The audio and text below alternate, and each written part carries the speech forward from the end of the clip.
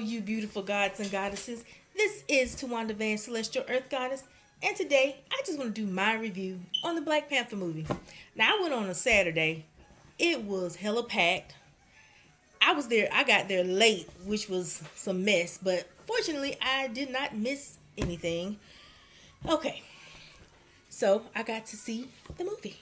Anyway, what I will say is before you go in there, have an open mind. Do not allow anybody's bias about the movie to curve your opinion. And don't have an opinion when you go in there yourself. Okay. And what else?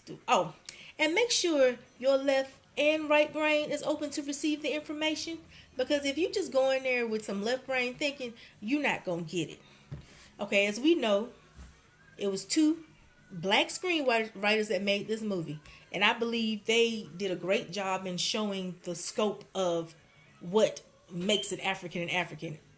Whether you in the motherland or you in the diaspora. And the director made sure it was properly executed, which is also a black guy. And the beautiful actors executed it very properly. Okay. The three focal characters, that would be the father who died, the son who became king, the Black Panther, and Killmonger, which if some of you looked at it, you find out that he's actually the cousin, the abandoned cousin at that. Okay, and all three of them were symbols of different things. The father, for instance, was a symbol of tradition, keeping tradition at all costs, and secrets being hidden. The son was like in a transitional period between the old way and the new way.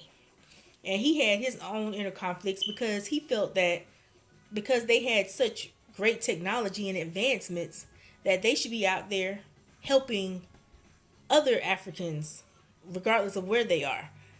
But he wanted to know, he was trying to figure out how to do that without causing chaos. Killmonger represented the child of the African diaspora. Not only abandoned because he literally was abandoned by his uncle and orphaned because of his uncle, but the Africans that were kidnapped from Africa, thrown to all parts of the world, and having to survive tyranny from their oppressors, whether they were white, Arab, or otherwise. So, of course, Killmonger is going to be angry, and I'll say he had a righteous intent, but his methods of execution were chaotic and destructive. So, regardless of how noble his cause was, if he's not going to execute it properly, what's the point? And the king, the new king, who's also the Black Panther, he realized change needed to be made, but he wasn't going to take Killmonger's route because he knew what that would bring. Now, he wasn't the only one that felt that way. It was others amongst him that wanted to do the same thing. But I guess they felt like he wasn't moving quick enough. So certain ones went with Killmonger and certain ones went with the king.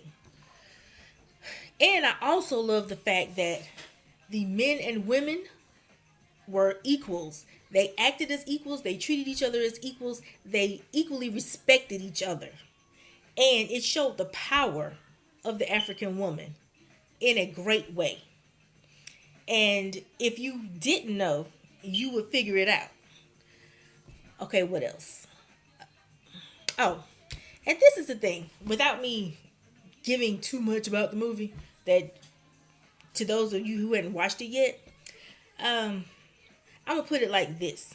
If you come from a country whose advancements supersede anyone in the world, and you have an advanced military system to protect it, you sharing your resources with the world is not going to negatively affect you because you have the power and the control over how that gets distributed and who gets it and who don't get it. So working together with other people that aren't African is not going to be a negative, nor is it something that should be seen as propaganda or anything of that nature. Because you literally gonna have the world in the palm of your hand because you are the shit. You got everything that anybody wants. And you're able to keep them from stealing it. So keep that in mind. That's my review on this movie. I believe every black person should see this movie. I don't give a damn how you feel. Go watch it before you talk shit. That's how I feel. Okay, you beautiful gods and goddesses. Until next time, I bid you adieu.